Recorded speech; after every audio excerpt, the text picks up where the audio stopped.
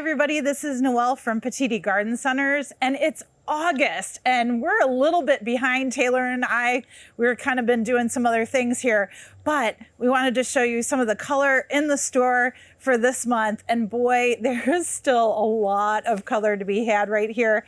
We have some beautiful Bobo panicle hydrangeas. Always an awesome hydrangea to go ahead and plant in your small spots, okay? Those small spaces in the garden, they do really make a nice like 3x3 little mound of just buds and blooms and color. Beautiful. Right in front, I think they make a great companion with some of the smaller grasses. This is Pennisetum. This is Pennisetum Hamlin. Sometimes we call them cattail grasses because they do get those nice showy seed heads, but Hamlin's really popular, and of course just a nice compact grass to go with. So really like the bold color and flower of Bobo with Pennisetum Hamlin. But right next door, check out the dark colors. This is Summer Wine, Physocarpus, or 9-bark. So this is going to be a nativar, if you will, and beautiful, beautiful dark stems, dark foliage.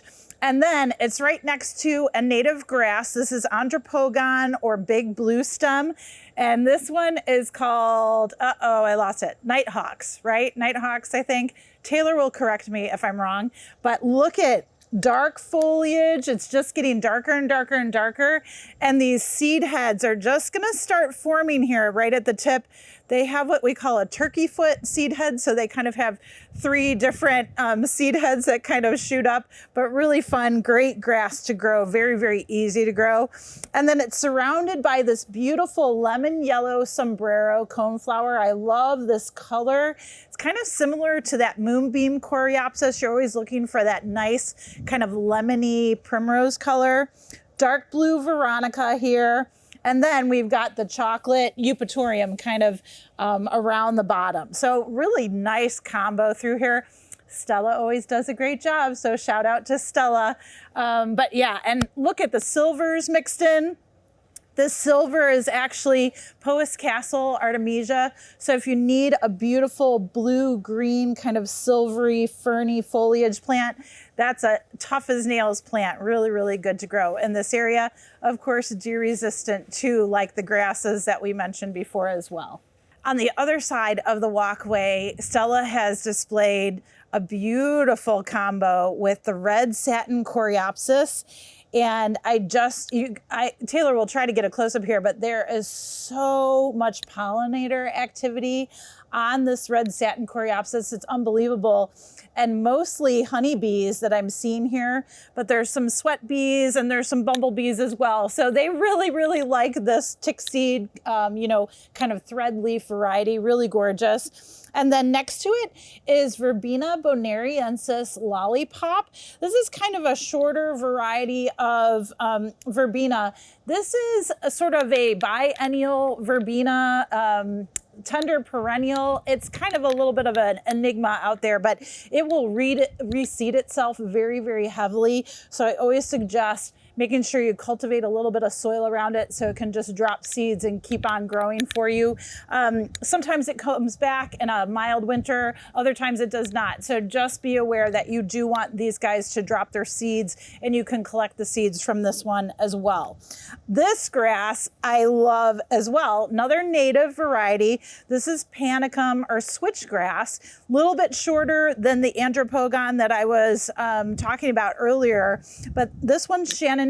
And what I love about it is it has that beautiful bright Kelly green blade to it, but it starts to darken at the tips, turn nice and red. And then of course those seed heads, they're panicle seed heads. They kind of are very airy and showy as they really color up and fill out. So I really like them. Another great pollinator plant at this time of year is going to be your Russian sage. Couple different varieties, looking very, very similar flowering and foliage wise, but really there's a difference in some of their height. So do look at the tag when you're selecting them, just to make sure you have the right height range that you want in the garden. But if you look real closely, again, we have a lot of pollinator activity on these. So that just makes me so happy. I think the Russian sage could pair very, very well with that red satin coreopsis. They grow in the same areas. They want full sun. They want well-drained, drier soils. So I think that would work really, really well. And then you throw panicum, like the Shenandoah switchgrass in there, and you have a beautiful trio all together, and they're really doing their thing for the pollinators here. Another great one in August, of course, is going to be the black-eyed Susans. So black-eyed Susans are really coming into their heyday here. And gosh, look at the flowers. Again, there's a little bit of variation with the black-eyed Susans or Rudbeckia. You've got some early blooming varieties like Early Bird. You have late blooming varieties like Goldsturm is one of the classics. But they have come out with a newer variety that actually has less leaf spot on it. But the leaves are much, much thinner too. So I'm going to have Taylor come around here on the other side and we'll kind of show you here. Viette's Little Susie is this one. And Viette's Little Susie has, the flowers are a little bit smaller, which is fine. Probably about 30-inch tall mark on this black-eyed Susan. But again, thinner foliage, doesn't get as many diseases as some of the black-eyed Susans that have the larger foliage. So that might be something that you want to look out for through your black-eyed Susan selection, okay? But they're all just really coming out and looking gorgeous here. Again, great pollinator plant, great for drier areas, you know, meadow plantings, all that good stuff too. I wanted to show you really quickly this beautiful new threadleaf coreopsis. We were talking about red satin up front in one of the displays here. This is a brand new variety. It's really gorgeous. It's called Rose Shades.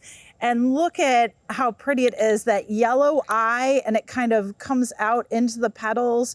Beautiful yellow rays, but then it sort of is very changeable, kind of a peachy pink, but lots of different variation here. And again, the pollinators are all over these guys. So if your goal is to attract pollinators in the garden, I really think you should think about some of these coreopsis. They do a really nice job. Again, they're coupled with some of the grasses. So the grasses in August are really starting to come into their own, start to color up really nicely. Of course, this is Japanese bloodgrass. So it always looks this way. It really is a nice grass, and it's a shorty. So don't get me wrong. You're looking at about 24 inches out there. Full sun, can tolerate a little bit of wet soil, but the more sun, the better as far as getting really good coloration on this one, but they make really good combinations. August is also a great month for perennial hibiscus. So if you're looking for some big showy flowers out there in the garden, full sun areas, but actually they really like wet clay areas. They grow well in rain gardens. So you have that wet area that kind of has that periodic standing water, drains out a little bit, gets wet again. This is a great plant for that, okay? So we have French vanilla here, beautiful new variety from Proven Winners. Really beautiful kind of creamy petals there, red eye. I've got dark mystery behind me here. So beautiful darker foliage. Really pretty kind of light blush pink petals, and then beautiful red eye. Plum Crazy's in the back, so I'll get it in just a second. This one's Copper King, a little bit older variety, has some similarities to Dark Mystery here, but the foliage does have more of a coppery color to it, cut leaf foliage, beautiful sort of striped white and pink flower with the red eye. And then Plum Crazy just has a great color to it, beautiful, you know, sort of lavender purple flower. Really, really pretty. Many of these are gonna get probably about 4 foot, 5 foot in the garden. They can get a little bit taller than that. If they're real happy, they can stretch out. So just remember They take forever to come out in the spring. They take a really, really long time, but that's okay because you're gonna cut them back as they slowly die back going into fall. You're gonna leave about a 3-inch stalk there where they were growing to kind of give you a marker.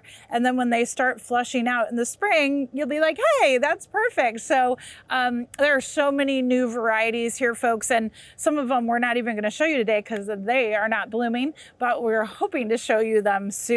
And I'm going to tell you, a great plant for Northeast Ohio, especially in those wet spots. So we moved a little bit into the shade garden for August. You know, sometimes it's hard to find a lot of color in the shade, but I wanted to show you this because I think, again, perfect combo for the shade. We have September Charm Anemone. So this is your fall anemone. Spring anemones are a little bit smaller. There's some bulb types. There's some French types. So lots of different types here. But your fall anemones usually are a little bit taller in the garden, about 2 to 3 foot tall. Pinks and whites, typically. September Charm is a real popular variety. But there's also some shorter, more compact anemones here, fall anemones. So this one's beautiful. This is Curtain Call. And this one's the deep rose here, but beautiful doubled flowers, nice deep pink color. And I also have a PW variety as Fall in Love Sweetly.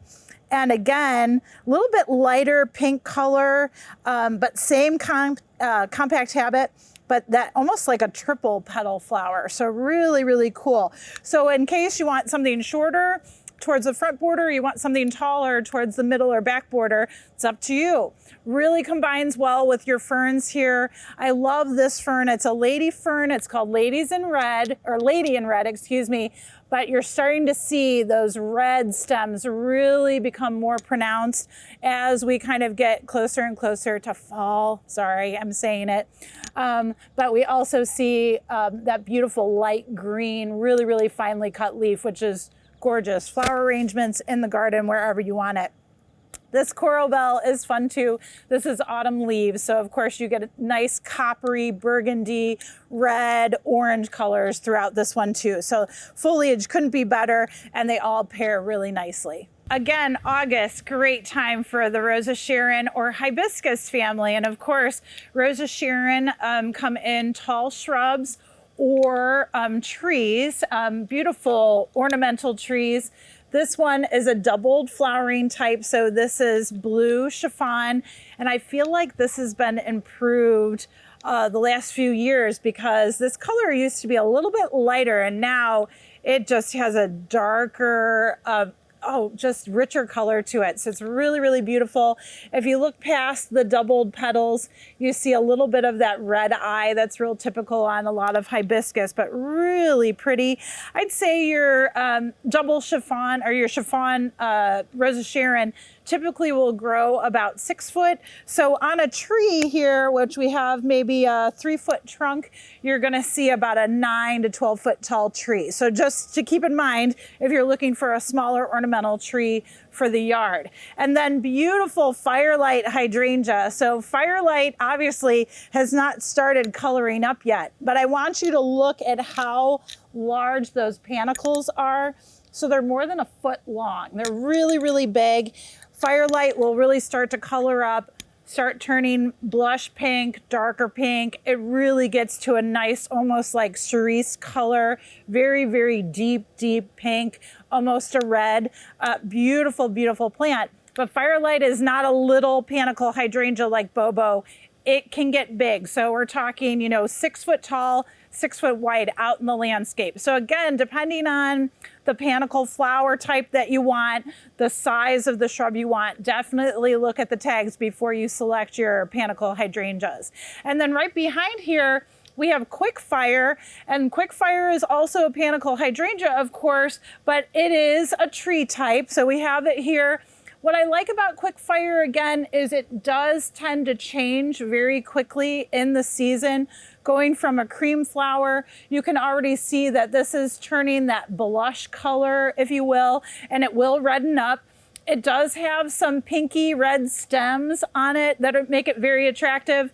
Plus, it is one of the, I should say there's a few panicle hydrangeas out there that are more lace cap type. So they do have the sterile big flowers plus the non-sterile smaller flowers, which are really good for the pollinator. So keep that one in mind. But again, this one will probably grow anywhere from, let's say, the 10 to maybe 15-foot mark out there in the landscape. So just keep that in mind.